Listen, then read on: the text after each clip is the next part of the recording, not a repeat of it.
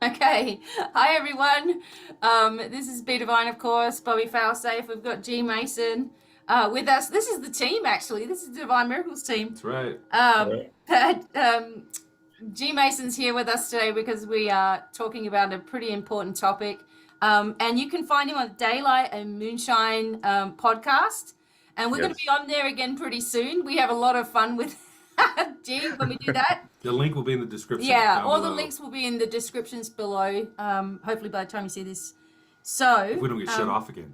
yeah, if That is- we just started like we're yeah, half we an were hour. like We 30 got minutes in and yeah, we got shut down. So, um, also I just wanted to say that G Mason is also a light leader. So he's done a lot of training, and since doing this training, it's also helped him a lot to navigate through this particular subject, which has so many layers. We were just saying certain little things backstage, and I'm just going to give a brief overview of what happened, even though I've already just done this, but I'll do it again. And try not try not to bore you too much, but basically, I have three sons, and my youngest son went to live with his dad when he was two. It was supposed to be a very understanding and shared situation, but it didn't turn out that way. On my part, I was always trying to be amicable, but it wasn't that way for the father, and it ended up being a very long time in courts and psychologists and child psychologists, child lawyers. I mean, just on and on and on to the most upteenth extremes, until it ended up eventually very, very, when my son was 11, my youngest son, it ended up being very, very distant between us. He decided he didn't want to come anymore. He wouldn't talk on the phone anymore. And that resulted in a couple of years of trying to figure out what the hell happened. Why all of a sudden, So there's a lot of emotions in there. My older two children were accused of abuse as well. That made it very difficult to be able to have this connection with my youngest son, because there was just this weirdness like all of the time. That was all through courts. It was through police. It was like a horrendous ordeal for any parent to go through, and the children to go through the whole thing. And actually, the most important thing through this is your child's mental health is paramount, not your own, in any of this situation. And what I found, even though I didn't know what I was doing so well back then, because you've got the emotion involved in it. So you say stupid stuff, I used to stand out the front and go, "You jag, you asshole," I'd be yelling out the front, and I'd be like, you can't do this, and I'd be like, my heart would be beating out of my, chest, because it was always me going there, and I'd go by myself. There's no backup. And a friend of mine, actually, she is one of the light leaders, actually, and she's in Australia at the moment. But she ended up saying, I'm going to come with you when it's time to pick up and drop off, and you're not on your own, and nothing can be said then because I'm there, And she said, I just don't know how you do this. So all that, drama, normal stuff with kids anyway, but having this constant, what did she say? When you went and stayed there, what was she saying? What did you eat? Where did you sleep? Where were the other two? And this poor kid was constantly questioned. So this happened for a long time. By the time he was 13 years old, going on to 18, there was even more intensive court cases and psychologists involved, until the judge decided that the federal police needed to be involved for my youngest son and get him out of the house and back to me. And I just wouldn't let that happen. So that was that. That was my last sort of court appearance when he was about 15. I decided that when he was about 18, that's my chance. That's my chance to have my own relationship with him, because it was just too hard. And I never wanted to take him away like that and forcibly take him away. Even though if it was on the other side, that he would have done that, till the cows came home. But I couldn't do it because my son's welfare was paramount. There were things that were said about me that were just horrendous, and things that were done, like being taken, to be killed. I thought I was going to be killed, and I got out of it. Luckily, my phone made a sound like it was ringing, but it wasn't a ring, it was a message. And I pretended like I was on the phone. So that was a whole ordeal. And this person was offered money to get rid of me, and I got my way out of it. Well, the angels, helped me. My son would never know about that situation, and, it was brought up in court, and the father was never found guilty of any wrongdoing, of course. But it still nonetheless happened. Court, there was police reports and all kinds of things. So when my son turned 18, after all these years, from the age of 2 to 18, we eventually came to an agreement not to talk about anything that went on before and just to sort of start again. And then when that happened, my son just broke down and he just cried, and it was that sort of moment that you're waiting for your whole life, is to have them have a realization like, hey, we are connected. You're always going to be my child. I am always going to be your parent. And I never blame you for any of this. And none of it was ever your fault. Yeah. And he gets it now. Mom's not the devil. And that's Yeah. what he was told. Oh, horrendous. Even worse. And it was because I was nice, a good person, and it couldn't be that way, because otherwise people weren't going to listen to all of the BS. If they knew, who I really was, they're not going to believe him for anything, So it was kind of too late anyway. People knew who I was, and luckily I had a lot of people who were just like, this is unbelievable. Like, I can't believe this is happening.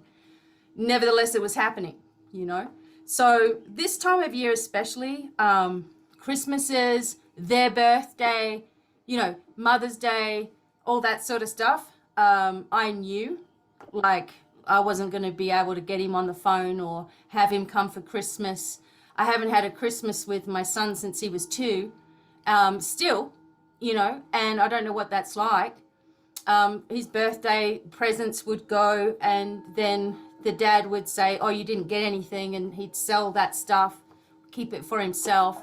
So I never knew. I just kept photos. I thought one day I'll show him all the photos of the stuff. Did you ever get any of this? I had to do a lot of counseling at the time. There was a lot of psychological stuff going on, like where the psychologists were questioning me all the time. And they were like, we are putting our recommendations to the court. Nothing's happening. They knew, like, this person is a narcissist and this person is trying to get past this. But as we know, some people are better liars than others, and they can keep a lie going on, I don't know for how long, to get everyone to believe. Like, it was amazing to me. Actually, I read a book called Divorce Poison, and even though we weren't married, it was about, the alienation of the child left with the parents. And I was experiencing everything that was in that book. It was so good. And one of the things that struck me was, number one, the questioning of the child as soon as they got home from a visit. And number two, that my son had expressed over times that he had to make sure his dad was okay. Like, he had to make sure it was going to be okay. And I used to think that was really weird. This is a grown man. What are you worried about him for? He should be worried about you, And this book taught me about, codependency and, emotional bonding or trauma bonding, And this kid is so pent up inside about not doing the wrong thing because the one parent was more ferocious than the other. He's going to please the one that's more ferocious, the one they're more scared of, And he told me later on, he goes, look, I knew you were going to be okay. And I'm like, really? Was I okay? He goes, no, but I knew you were going to be okay. I knew who you were. I knew what your emotions were like. You were stable, but not this one. I had to do everything just so to keep everything the peace all the time. And again, the child's, mental health and emotional health is paramount. I used to bring this up in court all the time. I was like an expert in that court by the end of it. You still are. Yeah, I could go to court for you anytime. But, when I was, the final straw, I guess, to wrap everything up was my last sort of day in court.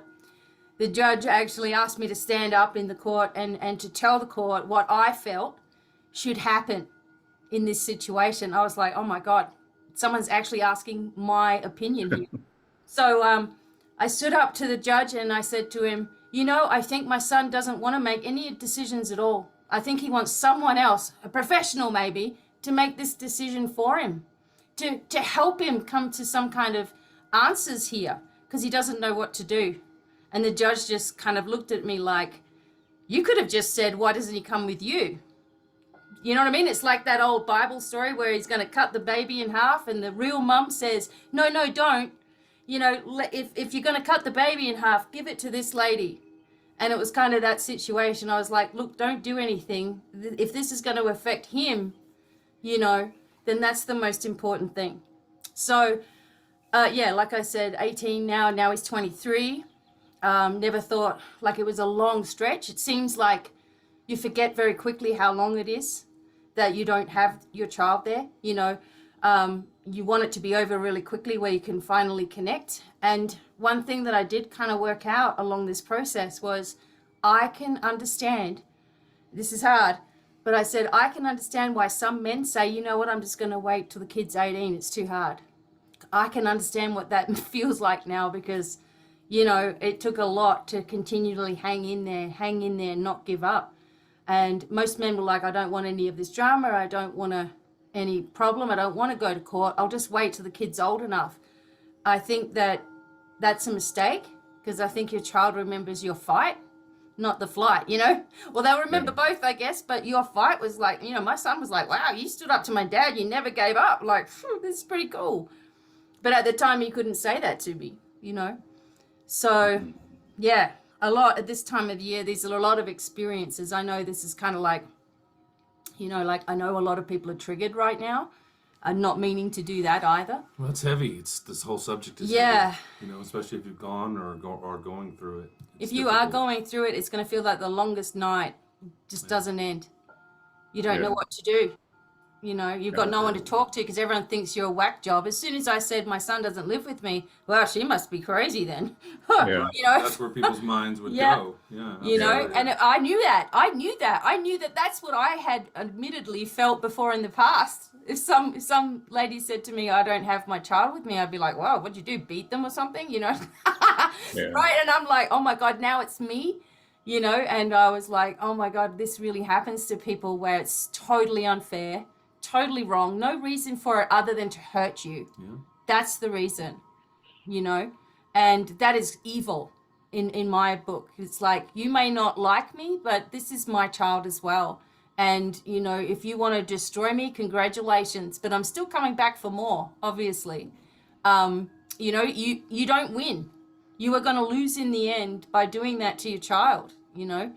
Like, it's something that sort of comforted me was like, he may have him now while he's little, but he's going to be a grown-up for the rest of his life, and he's got you know. So that kind of comforted me a little bit, but still it's a long time feeling the difference in their face, you know, when you see them again and they're like, they've gone through that growth and you're like, oh my God, like suddenly my son had hairy legs and I was like, I couldn't stop looking at him. Like, you know, where'd these legs come from? You know, so just those sorts of things are painful for sure. Yeah, I think that's one of the toughest parts is you can't get those moments back. Those childhood moments, those cutesy young moments, those teeth still coming out moments, you know, those, you know, preteen moments where they're awkward. You can't get those moments back. And, you know, that's the tough part. Yeah. Absolutely. Well, I'll let you guys tell your experience, whoever wants to. Yeah, go ahead, G. Share a little bit of the story. Okay, so again, it's hard, isn't it? Like, and they're like, I can feel it all on my chest. Right. We had to go through it. There's quite a few things that you said, Becky, that hopefully I'll remember during my whole spiel here. But it reminded me of a couple things that I left out the first time. So maybe that's a there we go. Yeah. But my whole story is, you know, I have two kids. They are 7 years apart. And like I was saying before, I had roughly a month and a half to prepare myself for them to move from Illinois, where I am, to Florida. That is not close at all. There's Indiana and Wisconsin is very close in two totally different states. They were not even considered. Yeah. But the whole process with my situation was we were I left the situation. It was a dead end situation, and I honestly felt like it was done. So I stuck around as long as I felt was necessary for the kids, till they get old enough. Yeah. And there's a lot of people, I'm sure, and yeah, there's gonna be a lot that triggers people in this conversation, but Yeah, I know. it's necessary. Um, a lot of people hang around in relationships, and this is actually kind of goes back to the episode that we did on a podcast about how long is too long to stay in an unhealthy relationship. Right. Yeah. But that was me sort of in the process of it's hard. It's never easy decision to leave the household when there's like nothing super serious. Like obviously Becky had some serious things going on. Mine was just we were roommates. It was like the love was gone, but we kept it together for the kids. And so I left the situation, and not too long after, maybe a full year or something, or close to it, that's when this whole I'm moving to another state thing happened. So I think it was to get at me personally. And okay, I remember one of the things that sort of popped up that I remember was we, like, to this day, we're not in the system. They've been there. My daughter just turned 13. So they've been there for about 6 or 7 years. I try not to even think about it, to be honest. People can pinpoint it was 2012. Like, no, I don't even. I try not to remember it, but I know how old they were. So it's been about 6 or 7 years, and we've stayed completely out of the system since then. We never went to court or anything like that. Going back to my childhood, I was taken from my mom for a different reason. But I did not want my kids to go through that process of having to go to court and all of that stuff. That was a huge part that eventually, because at first I was like, no, no, no. Up until the week before they were going to move, I said no. And I was adamant about it. And I stopped answering her calls and everything. I said, I'm going to fight you to, the last breath in my body. You're not going to take them. And just thinking about the whole thing, they were in the south suburbs. And in the city, Chicago. It's very violent. They didn't necessarily experience that part of it, but it was I sort of I saw it spilling over to the suburbs, the violence, the just the nonsense. I know my son, he was 13, 14-ish, and he was getting at that age where I knew eventually, oh, he's gonna get curious and want, hey, let's, go to the city. Let me take a bus or a train, or maybe he got a friend with a car to the city, and he was gonna start exploring because he was already starting to get in trouble. So I'm thinking about all of this stuff. She had family, her father and her sister in Florida. Though most of the family, hers and mine, is here. I'm just, weighing it out without talking to her and weighing it out in my head whether this is would this situation be best for them in the long run, because that's what my process was. What's going to be the best situation for them? And I never agreed to it, but I just sort of put my hands up to the situation and allowed it to happen. And I would eventually beat myself up about that. Oh man, there was a lot of emotion that kind of went with that part of it. Just me, it was me submitting to the situation. Oh God. As opposed to just continually fighting and fighting, because once again, I know everything that we were doing with each other, they were gonna feel on some sort of level. The kids were. Yeah. Also, I didn't know my rights. Yeah. There's a popular attorney. I don't know if he's from Illinois, but they played the commercials and everything, and they actually changed the laws recently in Illinois about, it's called like father's rights or something like that.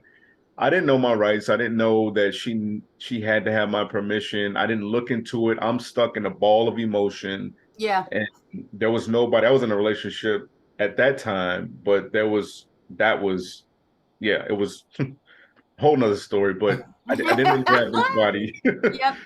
We do a whole nother episode on that situation. But I didn't have anybody in my corner that was really, there for me on that level. And the people that probably would have been, I wasn't reaching out to them because once again, I'm just stuck. I was stuck in that emotion. Mm-hmm.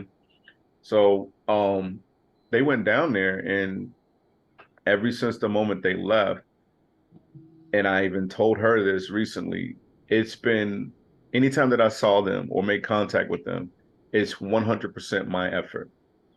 Up until we're talking 6-7 years, anytime that I've seen them or talked to them or been in a situation where they were here for spring break, or I went down there twice for their spring break and just stayed for one time I stayed the whole week, and another time I stayed like 4 days.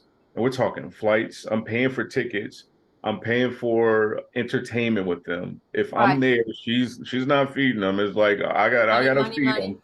Oh yeah, money on top of money, rental car, all of this stuff. Yep. And I try to explain to her, even if I come there for a day, when situations happen, when your son got in trouble, he's got this detention, and they want both the parents there. For me to come there for one day cost, tons of money just to, oh man. And it was like, it's not fair at all. It's not fair at all. No. And like I said, I recently told her that, and I'm like, I'm making 100% of the effort. You're not meeting me halfway. There's absolutely nothing she did to help the situation. No. My whole thought process is whatever is best for them, then that's what should be done. And everybody don't think like that. And just to say again, I'm saying again because I said the first time, but hopefully somebody that's listening to this, and lots of people are in different situations, but this would really be beneficial if the individuals that have their kids in their lives and they're dealing with the co-parent situation, but they're the parent with custody, please understand, when you got a good parent on that side that just want to love their child and treat them right, please understand what we go through. I know it's easy to cut it off because you're done with the relationship, you're done with this person, but that's going to always be those kids' father, or that's going to always be those kids' mom. Yeah. That's never going to change. So absolutely, if you don't give two, blankety blanks about your co-parent partner, have enough respect for your kids and know that. Yeah, they've got to put their kids first, and that's they don't. The problem is the kids get forgotten first. Yeah. Because it's all about bitterness. Animosity and control. How can I hurt them? Yeah. This will really do it, without considering the child, suffering. And then they hate that. They hate that the child's suffering for you and missing you. They hate it. And the poor kid will just end up not saying anything or crying themselves to sleep. And then you've got the trauma responses. You've got those building in these children. Yeah. They end up in trouble, or luckily with mine, he didn't end up in trouble. He just got the hell away from where he was at and decided to make his own way. Not every kid does that. Not every kid has that strength or support, like you say. You said, I didn't really have anybody to talk to. I know what that feels like, because I'm not going to go say, well, God damn it, this is what I'm going through. You want to listen to me now? Sit down, put the kettle on. I'm going to just, I'm going to tell you, I just thought, no, I'm going to do this. Stuff you, I'm going to do this. And same thing, travel, expenses, hotels, car, petrol. For me, it was like driving 5 hours one way, 5 hours back. So it was always this big old thing, and then you'd visit it, and then you'd have to turn around and come back. She'd show up, a 5-hour drive, and no, he's not here. He's off fishing with his uncle on the boat. When it was known she was going to show up for her time, her legal time with him, and she has to turn around and go back 5 hours. Crying all the way home, like... it's manipulation. Going it's like control this. And I'm just like, nasty. No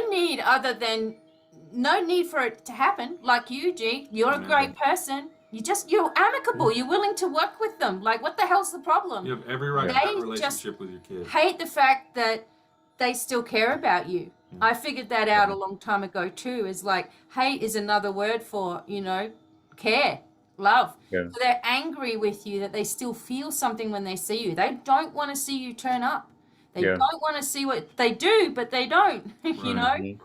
And it just brings up inside of an immature person, let's just say, it brings up inside all of this torment that they want to give to you because they're feeling it, instead of getting help for their feelings and situations, or maybe doing the right thing. How about that? And then everyone can get along, you know. But you know, and you're not saying you're perfect, you know, as the other parent. You're not perfect, right? I get it. I used to get frustrated.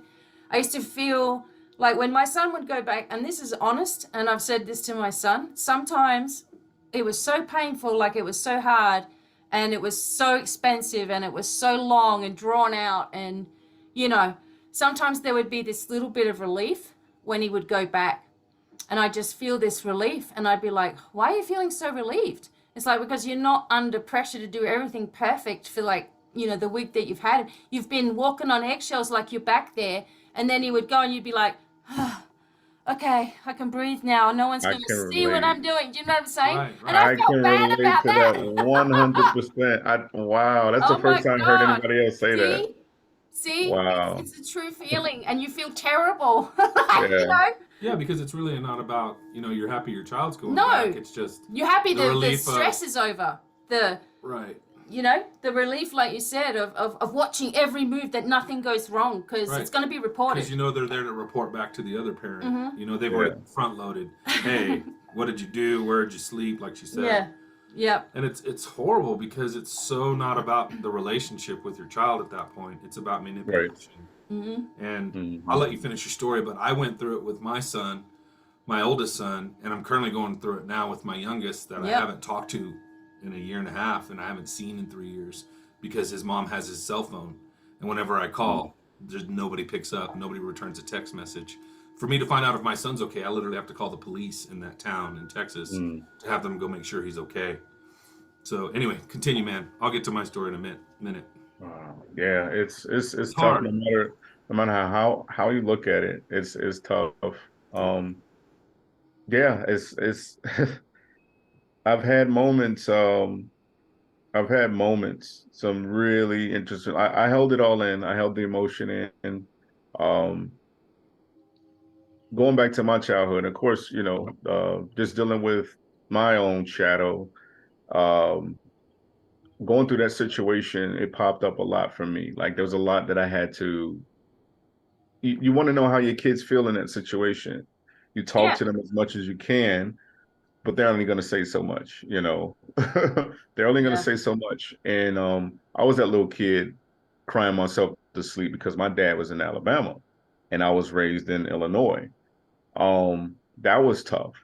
So just going through it, and even when I healed from the stuff that I went through as a kid, because I definitely did eventually, it's good for reflection, because like I said, when I'm asking the kid constantly, how do you feel, what's going on with you, are you okay? And you know, a kid's gonna answer, you know, whatever, yeah, I'm fine, whatever.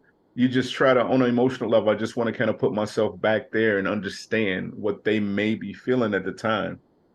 And like I said, I don't see that part, but I know my kids love me, and I know that at some point or some part of them suffered, you know, just not being around. Because we were together, I've always been that the emotional support system for not only the kids but their mom and anybody that's ever been close to me, even my mom. You know, I've always been that person. I knew I was. And that's what made me, you said earlier, Becky, like you just do it. No matter how hard it is, you just do it. And I knew I was still that person. So I just sort of grit my teeth and you know, ball my fists and just do it. And it's not fair. There's no part of that that's fair at all, you know, to anybody. But yeah, that's pretty much it. Recently, you said about the holidays. Recently, my daughter was just here for her birthday. She was born a day before Thanksgiving, so when it fluctuates, it's always around there. And for the first time, her mom brought her here. Wow. And this just happened. Oh, So God. this is fresh. This is fresh. So she brought her here, And I felt like a fool because, and I said this to her actually, after I realized this, I realized that she wasn't bringing her here for me. I had like there was no part of it that was for me.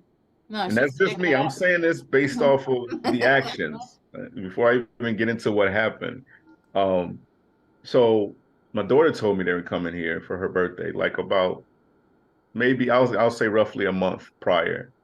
And I had one day off that week, just a single Friday. And so I'm right away, I'm just trying to get the day off, get the day off, get the day off. And then I talked to her mom. And yeah, she confirms they're coming here. Why I heard from my daughter first and not the co-parent? I don't know. You know. So I could not get the day off. When they got here, I still had one day to go. And I'll skip some of the details for, personal reasons. Like I said, I'm not trying to make her look bad or any sort of way. I'm just telling my truth. And hopefully somebody can really take something from what we're talking about today. So I'm happy. And I'm like, wow, there's a lot of that makes me feel good. She's bringing her here to spend the holidays with her family, my family, and I get to spend time with her. They were leaving the day before her actual birthday. I'm like, I get to spend time with her and hand her birthday gifts personally, because I had no intent on going down there. I got one day off that week. Yeah. There it goes. Yeah. So I'm like, it was a good feeling. I'm like, this is it's growing. We're Yeah, we're on it's another getting better. level now. Yeah. Yeah. This is the first time in 7 years that she brought her here outside of her mom's funeral. And that was, it's obviously personal. It wasn't for me. So they get here and there was a string of things that happened. There was negotiation with my mom to drop my daughter off, and my mom's gonna bring her to see me on my one day off. That upset me because you went right over my head and negotiated with my mom about my daughter. Right. That's how it is. Come on, yeah. And even I talked to my mom about that, and she even asked, she said, "Well, are you upset with me?" I said, "I'm upset at the situation that you just happen to be in." Because you could have easily just said, did you talk to G about it, or what's going on? Um, Once again, I learned that from my mom. She basically called me and said, "Yeah, well, I'm gonna bring her out there on Friday." I'm pissed, and I get past that. I always try to find that shiny light in every situation, and I'm like, what's positive about it? Well, I don't even have to travel an hour to go see her. My mom's gonna bring her to me. I get to hang out with my mom, and my mom said she's gonna fix lunch for all of us. None of this stuff has ever happened before. I'm usually the one that's going over her house, right, fixing lunch for everybody and whatever, and which I don't mind. That's who I am. But to actually sit back and receive that was a plus for me. I was like, you know what? I'm a little angry that this was discussed over my head, but I'll take it. I get to see my daughter. That didn't happen. Her mom didn't drop her off the night before, and she even admitted it was her fault. And I won't go into the details behind it, but it was just irresponsible, very irresponsible. So I was on the phone with my mom up cleaning, trying to just not punch a hole in the wall. And I'm on my phone. I'm on the phone with my mom that morning, that Friday, for we're probably over 2 hours. We're on the phone and hadn't heard anything from her yet. And got a little visitor. Yes, his little head. Go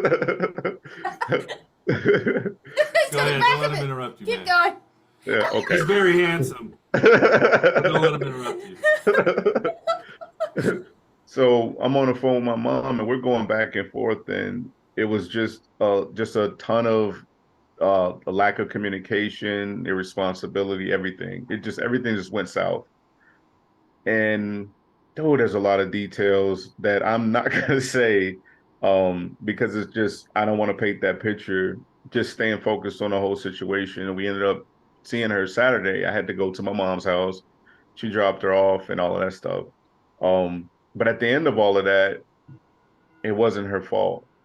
Nothing was her fault in our conversation with each other. Nothing was her fault. and I was just pissed. And like I said, eventually I started to realize that this had absolutely nothing to do with me. Like, I said to my mom, I said we could have been in Kansas and they would have still came to Chicago, did what they did, and that was just it. There would have been no effort for us to, for me to see my daughter and for her to spend time with her nana, my mom. So that triggered something in me. I was off for about 4 days last week from work with severe back pain. I couldn't get out the bed. Oh, there it is. My stomach was cramping. It felt like somebody was grabbing the sides of my stomach like this day and night, just grabbing it and squeezing it. And that's the stomach cramps was triggering your back. I know Bobby's had a lot of issues with back pain, and so it was like every little thing. And then of course you realize everything you do, you're using those muscles. Yeah. And I stay by myself, so I'm rolling out of bed. I took days off work, no pay, all of this stuff. And it was directly because of what happened. Yep. Yeah. And like I said, a lot of details that I'm leaving out. Yeah. You had your guts ripped out, man. Yes. Yeah. Yes. And, silly me, I was at work when it started. But I'm like, I didn't do anything physically that caused this. It just eventually started getting worse and worse. And when I finally talked to her, which was actually a couple days ago, because I was trying to figure out whether I was going to reach out or just not, because I knew I couldn't right away. I couldn't call her. But when I finally did, I just let it all out. And I had no intentions on telling her that part. And it slipped out. And I said, you know what? I didn't intend on telling you this part, but I want you to know how what you did affected me. Yeah. And it literally took me physically. Out physically.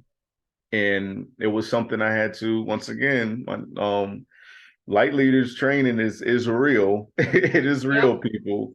You're gonna learn a lot of stuff that's gonna be beneficial to your everyday life. And I will never say that just to try to shamelessly plug it. I'm saying it because I'm living proof. And I reverted back to what I learned. And that's what helped me. That's why I can move around like I am now. Yeah. Did it ease off when you put it all together? Yeah, it did a bit. The stomach cramping was on and off.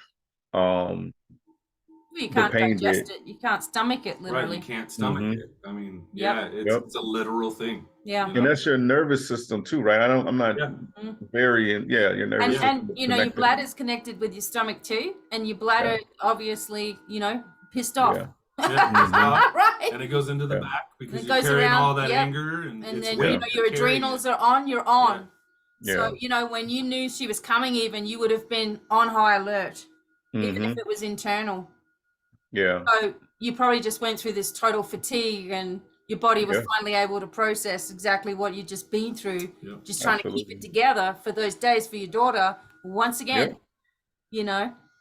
Absolutely. And I didn't pop any pills or I did take a Tylenol when I was still at work. I did that because I wouldn't have been able to walk to the bus, to the shuttle bus if I didn't. But I didn't do anything. I just drank tea every day. I prayed. I really sort of reflected on what happened. And it took me a couple of days for me to connect that. It really did. Yeah. I wasn't even thinking about that. And it all made sense. And it's crazy how something like that emotionally can manifest physically into your body, Oh, yeah. So it's been a really crazy experience. But once again, I don't look at anything as good or bad as blessings and lessons. And for me, that was a huge lesson, and it was a blessing to learn that. And I had to go through that, and I'll never put myself in that type of situation again. But how was your daughter through all this? She was good. I think she realized that the trip wasn't for her. The trip wasn't for her. This wasn't her birthday trip like it was supposed to be, because there was another trip that was canceled to come to Chicago instead for your birthday celebration, and it wasn't for her. If it was for her, then wouldn't it be a good thing to see your grandmother and your father on your birthday. We got into it to the point where we got off the phone. She said, I'm done. That's it.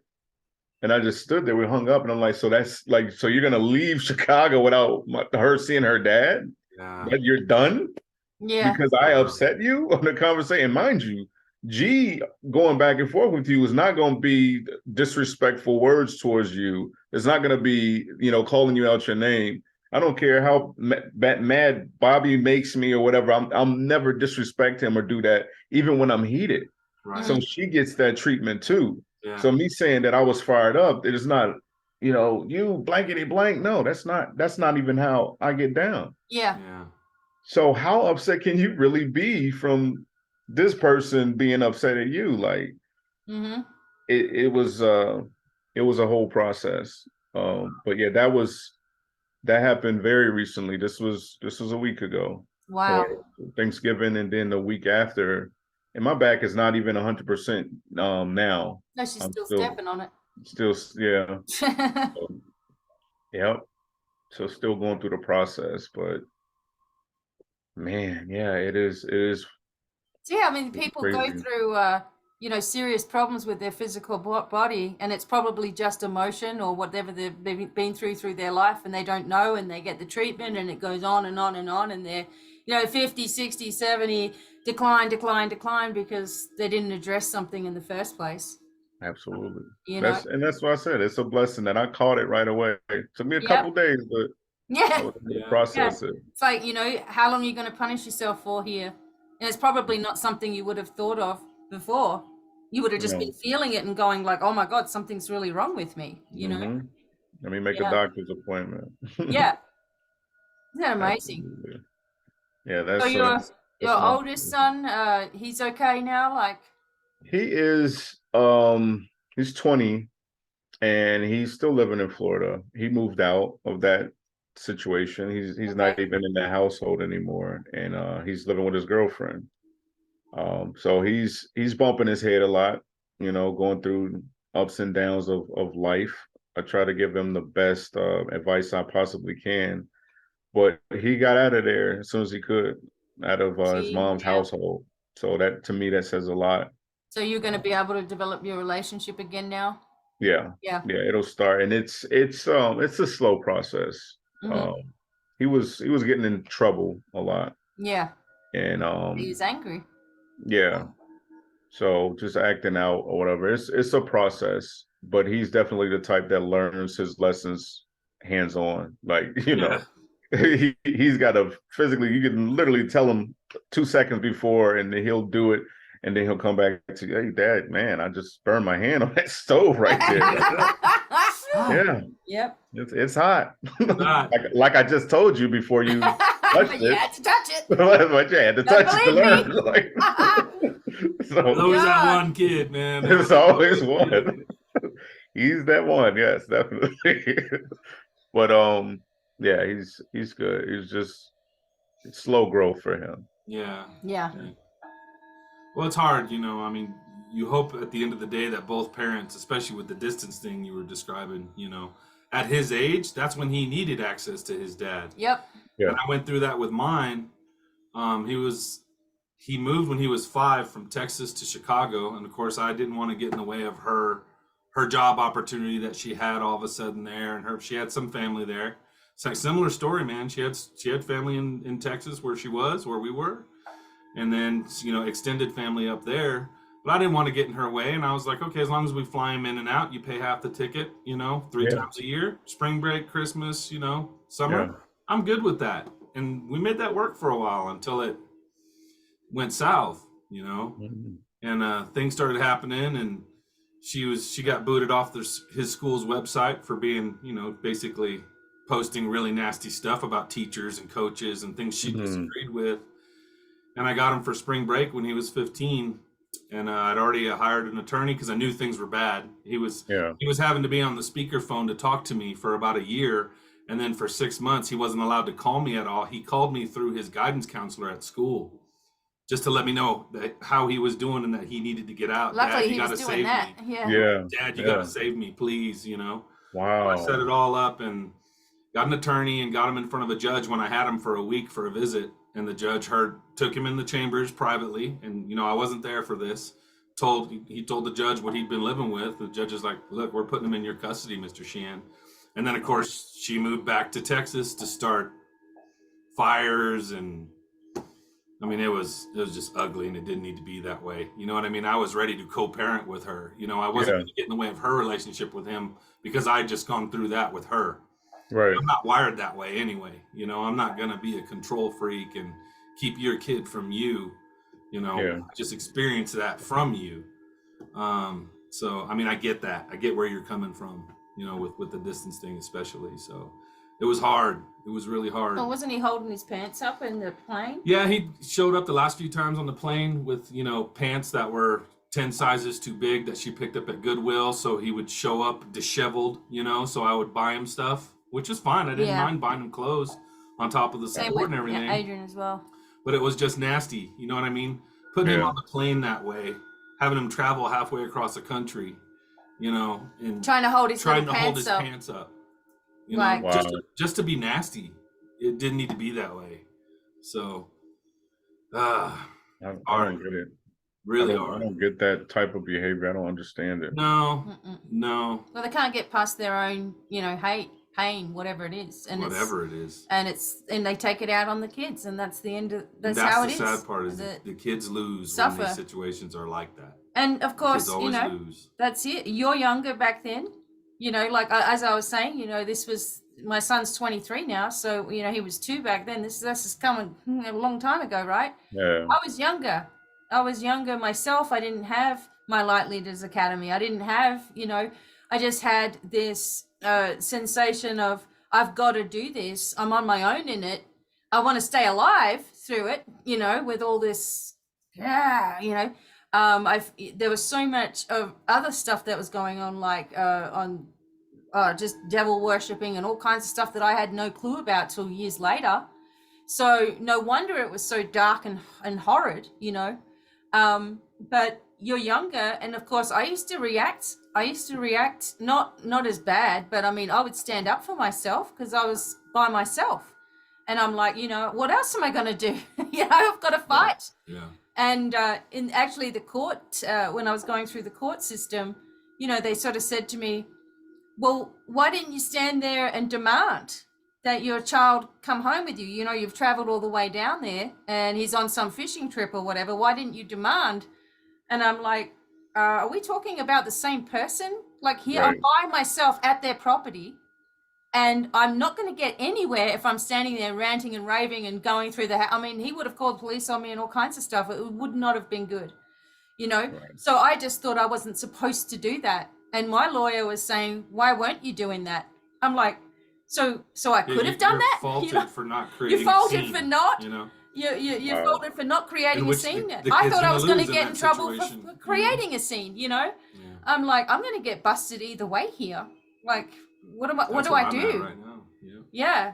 And then Bobby has this other situation now, you know, with his youngest son. I'll let you just... I don't want to go into too much of it. It's a little too active at the moment, but yeah. But you know, when one parent has all this control and keeping the child from you, your only course is to legally adjust that. You have to hire an attorney. That's X amount of thousands of dollars. I've sold many drum sets and things to finance me getting custody of my firstborn son. And, you know, my son now, it's just like, it's exactly what Becky was talking about, where that parent is so codependent on that child that the child is going along with not reaching out to me, because my oldest son did. He went to his guidance counselor. I had to send him divorce paperwork, which showed we were joint managing conservators, you know, his mom and I, so that he was legally allowed to let my son call me on his phone in his office in his school. Mm-hmm.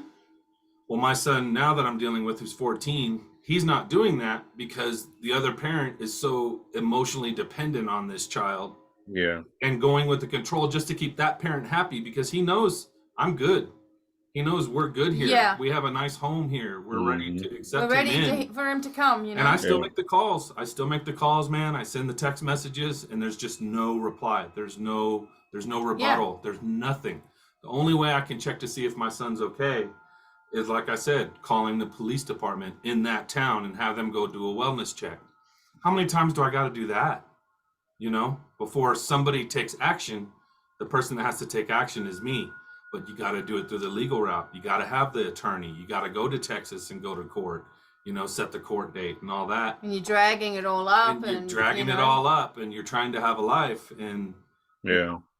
Well, you're just trying to be the one that's got it together. Because the kid's going to end up losing. Yeah. Because that parent's going to be so upset that they're going to have to go to court because they've been keeping him from me. That his life's going to be that much harder. He's going to go through hell. He's going to go through hell. My son actually admitted to me and said, you know, Mum, he goes, why did you have to take us to court all the time? And I was like, really? Okay, this is a great position. Yeah. I said, I don't have any say about going to court. Like you know, I was saying, Adrian, it's not up to me to go to court. This is court ordered by a judge. We both are brought to the court. So he was told that I would make them go to court, put them through the court, put them through traveling, put them through going up. It had nothing to do with me. It was out of my hands. You know, it's like I don't decide, okay, judge, well, you need to call my case up right now. You know, it was just that the fact of the matter was that there were court orders already in place. So if someone contravenes the orders, they get broken, I have to let my lawyer know, no, I wasn't able to see him. Right. You know. If you're on a standard visitation order, every time that visitation is not followed through by that parent who has the custody, that's a violation every single time. Yep. I have that with my youngest son now, and I haven't talked to him in a year and a half and seen him in 3 years. Yeah. Do you know how many violations that is? Yeah. I'm supposed to get him 3 times a year, or you know, whatever it is. I haven't gone through it in a while, but it's a lot. It's a lot. So do I take that jump and spend that money with the attorney to start that fire up again, to make his life even harder in his home right now that he's having a hard enough time in? Because he'd be hearing all the adult conversations. That's what I used to say. This is adult conversation, you know. But, you know, he would be hearing all the adult conversation as soon as she would have got a notice or as soon as there's a phone call. What's he doing? Why is he doing this? See, did you know this is happening? My first concern is his well-being. Yeah. From this minute to the next minute. Yeah. Where it's not reciprocated on the other side. No. And I'm not here to badmouth anyone. And if anyone sees this, because it's going on public YouTube, I don't really care. But to deny your child the love and the support of the other parent, that is so wrong on so many levels. I don't care if you're religious or you're not, but it all comes back around. And like Becky said, it wasn't until her son turned 18 that they could start their relationship together. Yeah. You know, when the other parent's it's no longer a factor. They're not there. They're no longer a factor. They're not in their ear. They're not under their roof. So it's hard. And, you know, a year and a half not talking to my son and 3 years not seeing him, I'm getting closer and closer to not being able to wait any longer, you know? And that's just the truth for me, you know? Yeah. You get to talk to your daughter. You get to talk to your son, right? Yeah. That's great. That's great. I don't even have that, you know? Yeah. And that's how it was with my other one. And I took that step. I talked to the judge. I got the attorney. I sold a bunch of stuff to pay for the attorneys. You know, it was about $40,000 all up to get custody of my son. And again, that's a flawed system, and it doesn't help the kid. I shouldn't have to do that. Yeah. I shouldn't have to do what I may have to do now. You know, when it's just at the end of the day going to hurt my son even more. Why would I want to do that? Becky and I, we go back and forth with it because, like she said, her attorneys told her, you should have stood at that driveway and screamed and yelled and threw a fit. It was your time that you had legally with your child that wasn't held up because of the other parent. Yeah. You should have. Why didn't you? You're faulted for not doing it, quite honestly. I know I'm facing that. I do. And it breaks my heart because at the end of the day, my son's going to be the one who's going to suffer. He's suffering now, but he's going to suffer even more. Yeah. So what do you do, man? You know, which it way is do a you go really with it? close But it part. gets to a point where, like I said, I'm at the point where I'm going to have to do something. That's just the truth of it, you know? That's a really tough spot. It is hard. It is really hard. I actually asked a question to my parent partner. Do you feel like taking them to a different state was the best? Because she kept saying she was doing what was best for them, And I'm saying, how can you say that that was best? That was best for them without considering the fact that they will not physically have their dad anywhere near them. You know, what used to keep me up at night was the fact that my daughter, she's 6 years old. She has a nightmare. She can't come and run to daddy anymore. I'm not physically there. Yeah. I would always tell them, no matter what time it is, you can call me no matter what. I don't care. FaceTime me. I will wake up out of my sleep. I, to this day, will stop in the middle of what I'm doing at work. You know, obviously I wouldn't put myself or anybody else in danger, but I will go to the side. My phone ring and I look and I see it's my kids. I'll be right back. Yeah. You know, you want to fire me, then I'm fired. Then I'm going to answer this call. Yeah. Because it's my only connection to them at this point. When you're a parent, that's your most important job. Yeah. Absolutely. Being available for your kids, especially if they need you, or especially if they're in trouble. Yeah. Yeah. And that's what we're struggling with now with our issue. You know, we're in it, man. We're in it right now. I wasn't even going to talk about this today, to be honest, because. Yeah. But it's important. It's important, I'm sure. Like you said, there's parents who are going to watch this. So many parents out there that have the custody of the child. On both sides, you know. Both sides. That's what I'm saying. Like, maybe we are the neutral space where you can have parents on both sides actually watch and see some real people going through this and hear our stories. And your relationships dissolve. That's gone. Yeah. You have kids, make them the priority. Make them the priority. Mental health is paramount. You know? And unless you're really out murdering, selling drugs, you're a felon, whatever. Yeah, I mean, the other parents, if there not is that that bad. kind of thing, you know, and that's what I explained. Corey and Josh's dad, you know, he was, you know, I was in a murder case with him. Like, he kicked the crap out of someone and they died right in front of me when I was pregnant with my first child. And I'm like, this has all just happened.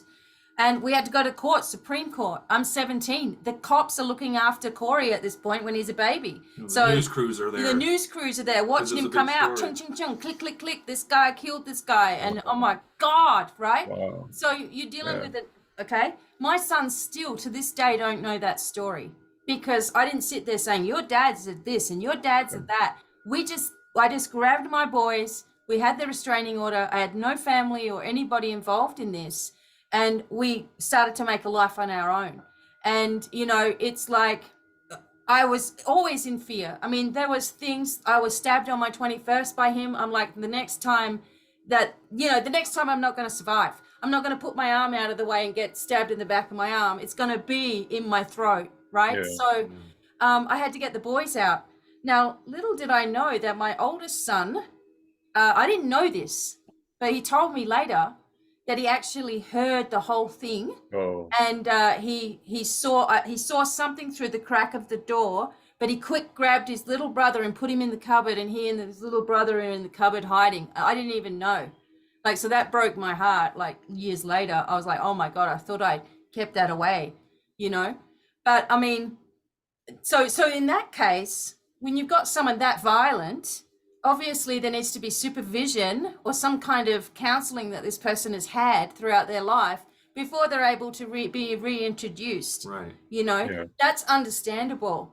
But with a normal situation where it's just like you don't get along, you're fighting too much, or whatever's happening, the love's gone, whatever, it's no longer about you two. It's just about these kids. That's it. And when one of the children is constantly making sure that one of the parents is okay, parenting the parent, there's a problem. You know, the parent is emotionally dependent on that child looking after them, and the child can't make any decisions because it might upset that parent.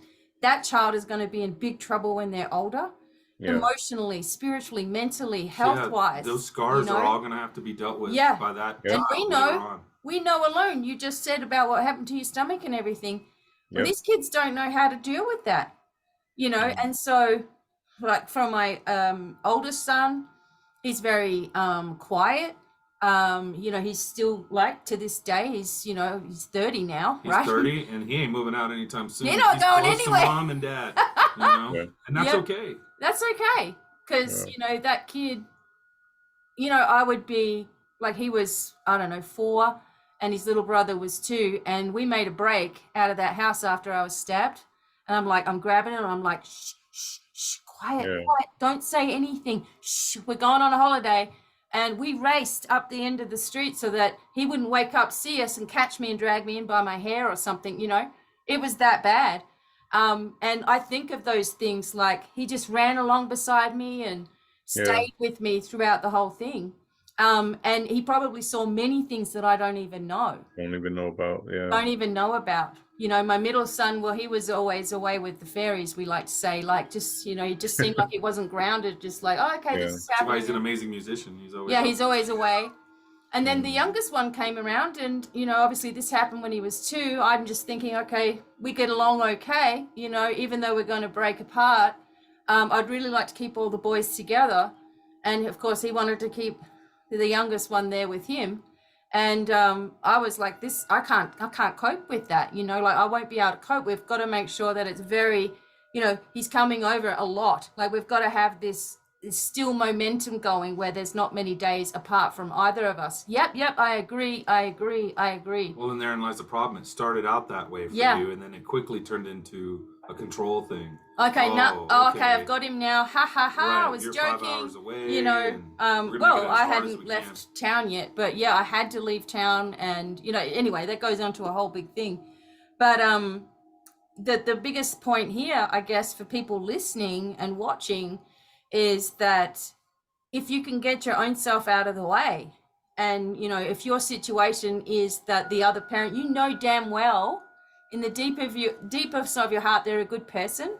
You might not like that they've moved on, you might not like that they've got a partner or whatever, but I'm going to tell you something. I'm going to shout this out. And you know, if my son's stepmom is watching, hi Janita, right? So she's watching. There was one day where my son came to visit, and I knew that his dad had found somebody, because the little bag that came was no longer just a little backpack. It was a big old bag, like of clothes, and there was like toothpaste, and there, like everything was folded neat as a pin, white and fresh. And I was like, there was love and care put into his. It was, I just broke into tears. I didn't want her to be so nice. Like I was like, I was like, no, you can't be good.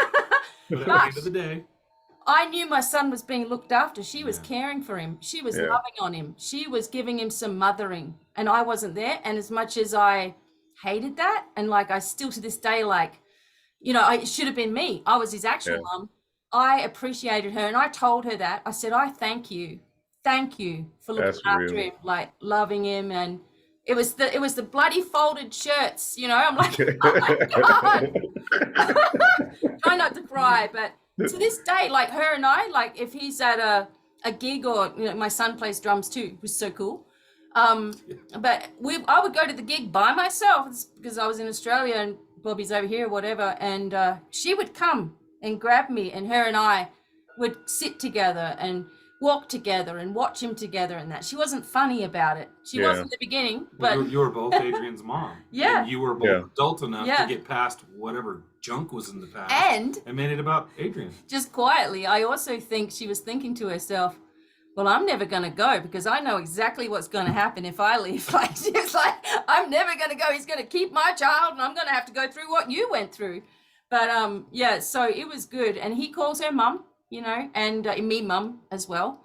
But sometimes that's like, but, you know, deep down, a lot of men can't do it. So, for example, you know, if I was with somebody else or whatever, you know, they're just going to take it out on us, you know, like we're not going to be able to see anybody, not going to be able to see the kid because how dare she move on, or you know, I don't know in your case whether that's what's that really may happening. Be part of what I'm going through, it might be because they punish, because you've moved on and it's a better situation, and you know, how dare you be happy, you know, I'm going to try to make you miserable this way.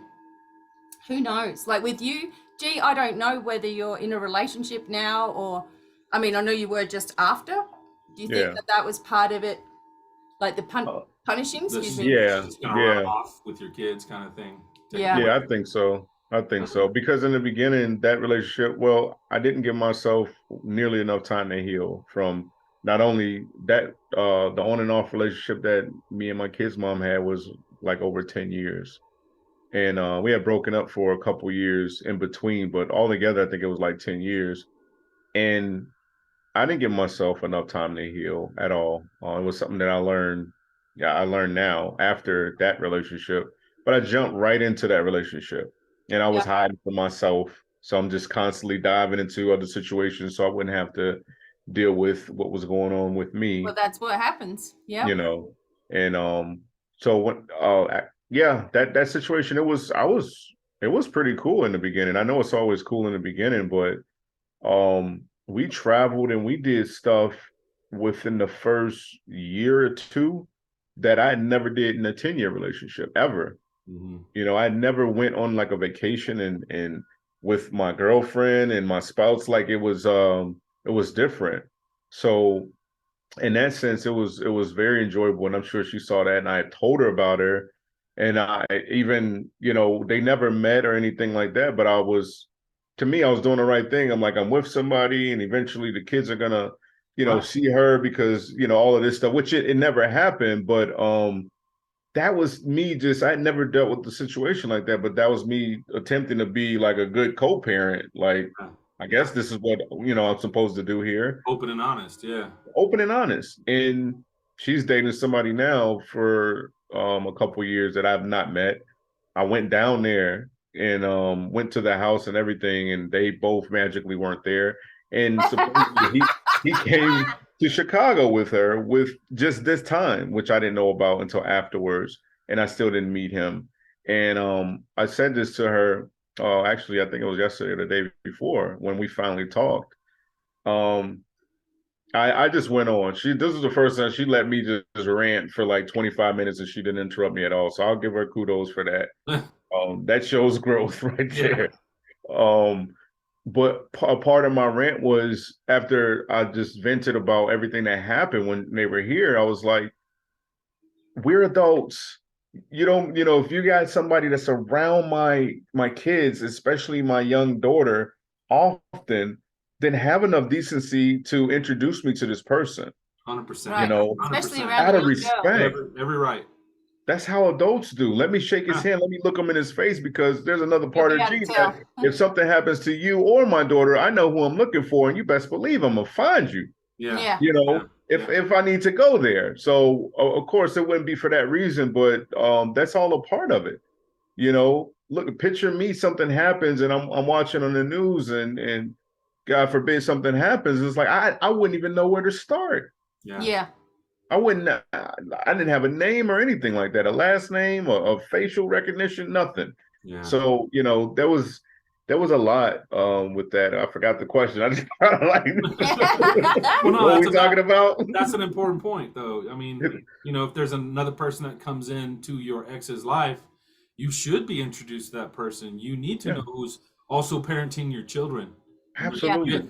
Call it the right thing to do. Even this is just the right thing to do. You know, because the guy, I know my son bumped heads with him a couple times. Yeah. That's how I heard about him. And once again, just like the whole moving thing, she kept denying she was with this guy, denying. My son telling me the older he got, he's telling me the whole thing. He's like, no, this guy's here a lot. Like they're together.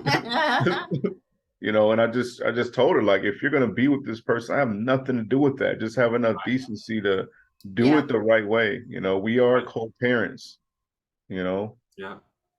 It's lucky, like, you know, a lot of situations, this is not the case. You guys are a big exception of, you know, fathers who actually want to be there and want to spend time with their kids and are trying to do the right thing, and they're not going to be a jerk and all that.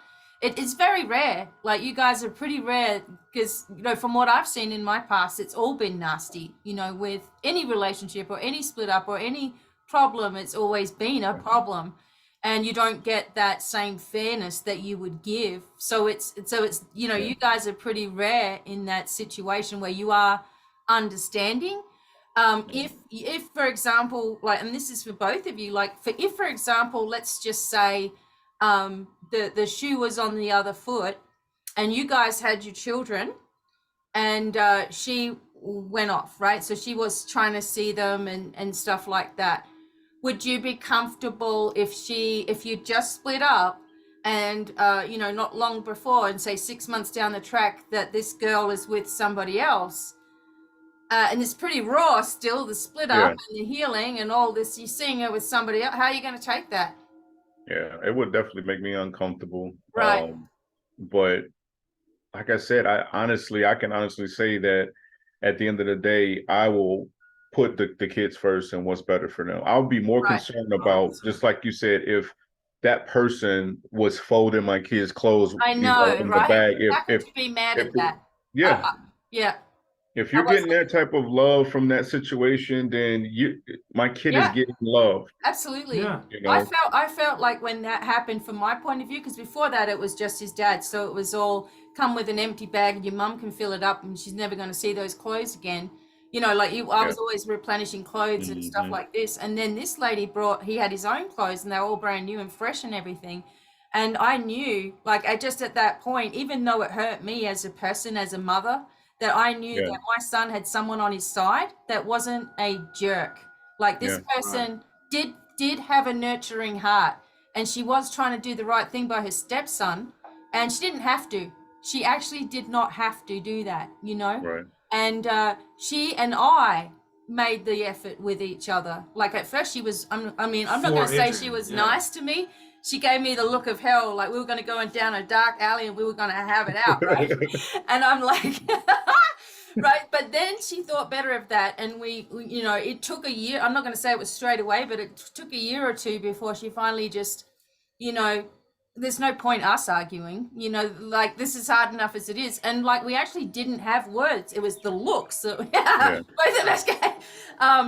You know, and when that happened, you know, I don't know many people that give a step parent any credit, but I know with Bobby's middle son, Ashton, who we've had the most to do with, who came and stayed here, even his mum said, I don't know what Becky's doing, but Ashton just loves her, you know, and it's just, she raves about Becky. She's like, you guys, he comes back from a visit and he's a different person. He's got all the counseling. He's ready to be, go get that job he wants or get the car he wants.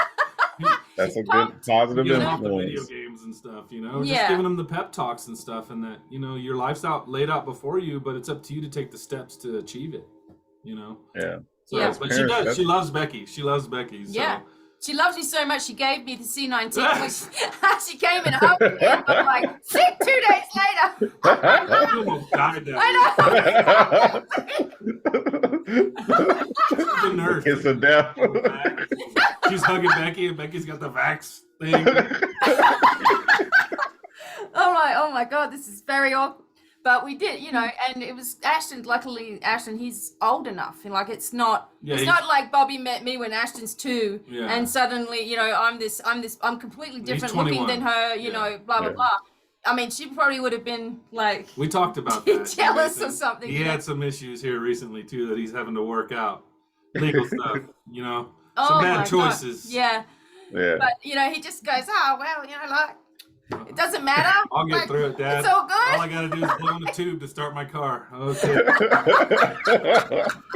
All right. It's a hard lesson. But you know, I love you if you're watching this. We're thinking to ourselves.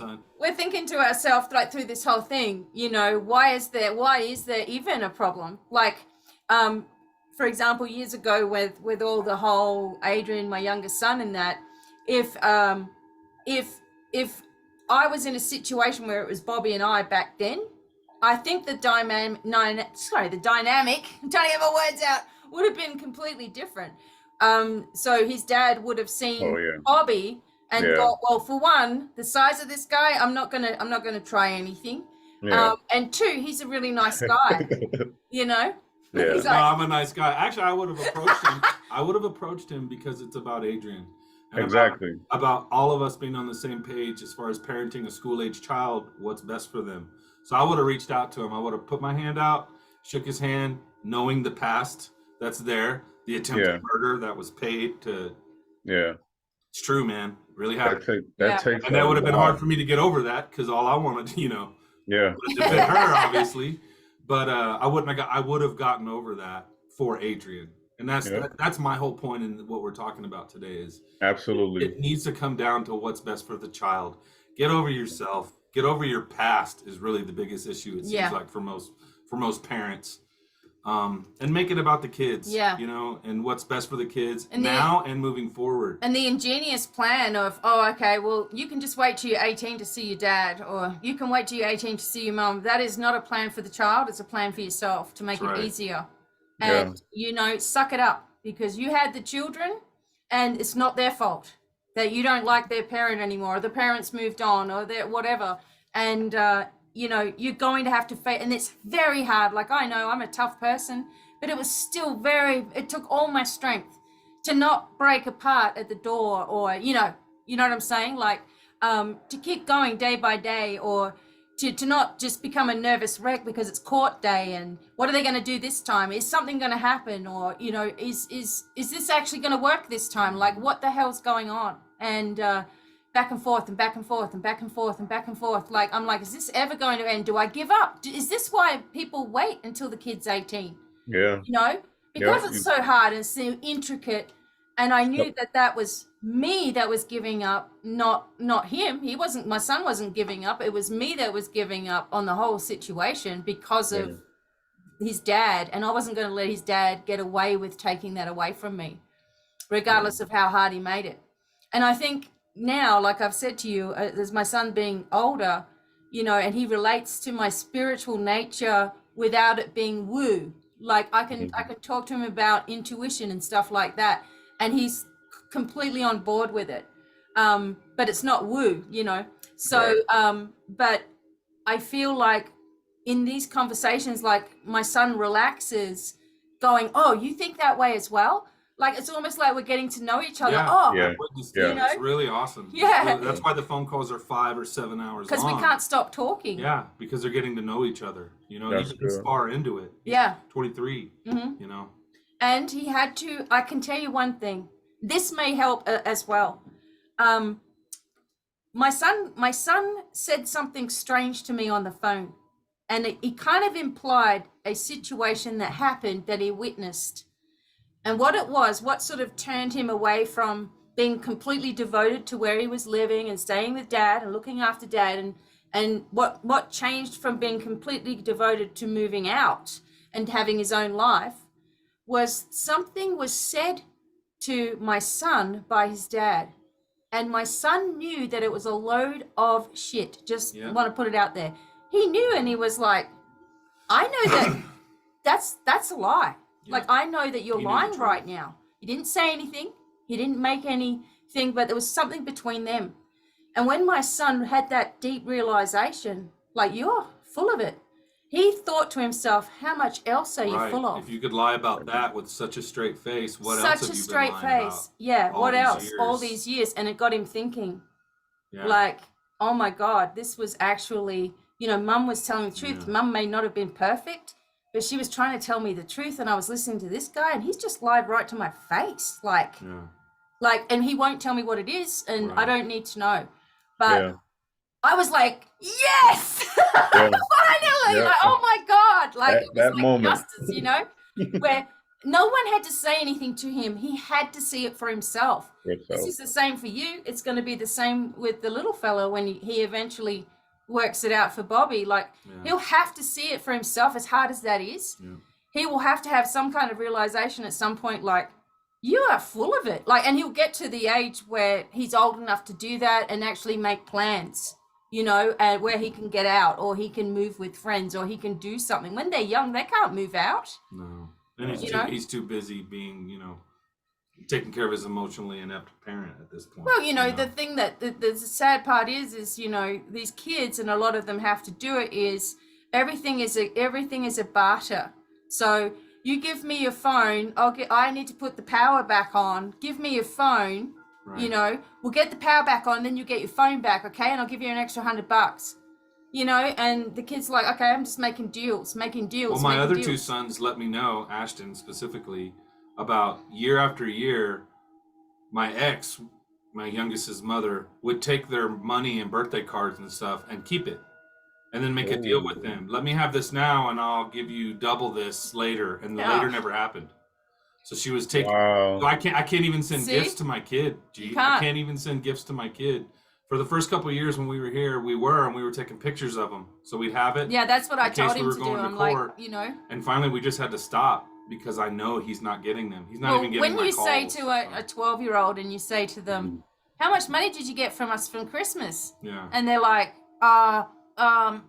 Yeah, of course, you bloody know how much. You're counting money all night when you're a kid. Are you right. You're sitting there like counting up what you can buy, and he's like, like trying not to say that he didn't get it because he knew that then we would know that his mum didn't give it to him.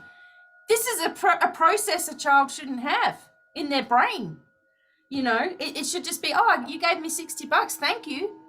And it shouldn't come down to me having to get the law and the judges and lawyers all involved in it, but what do you do, man? Yeah. What am I going to do? Mm-hmm. But like I said, I'm hesitant because it's going to make his life even worse, even for the short term.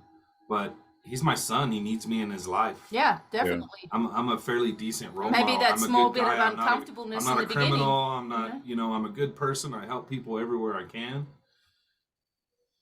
That's one thing. That's one thing I do want to ask you too, because it's something that for me, I think about often. When you're not physically there, like kids learn from they learn way more from just being around you and just experiencing life as opposed to what you tell them or whatever. You can tell them all your wise wisdom of your years or whatever, but what they actually see you do every day. Mom gets up every day and makes the bed. Right. She cleans. She never goes to sleep without dishes in the sink. She's the kids see that actually. So your personal influence, that's one of the biggest things that's hard for me to deal with, is my actual influence is not there in that household. Right. No, not at all. They'll see it temporarily when they're here, when they visit or whatever. It's very, temporary. Because I don't like to take them like for the whole summer. My daughter's in a program where she's really, really into it, and it's only offered in the summer. So I don't want to take that from her, but I'm gonna see you. I'm gonna spend time with you also. It's just tough though. But how do you two feel about your personal influence is not there in that household? What you give them when they're around you is one thing, but the fact that you can't give that everyday sort of influence. Yeah. I'd say that's one of the more detrimental things to the child, is that they miss out on that. They miss out on the way I am in the store. If I see a veteran, I'm thanking him for his service. I'm opening the door. I'm helping an old lady put her cart back in the parking lot. I'll take the cart for her, put it back.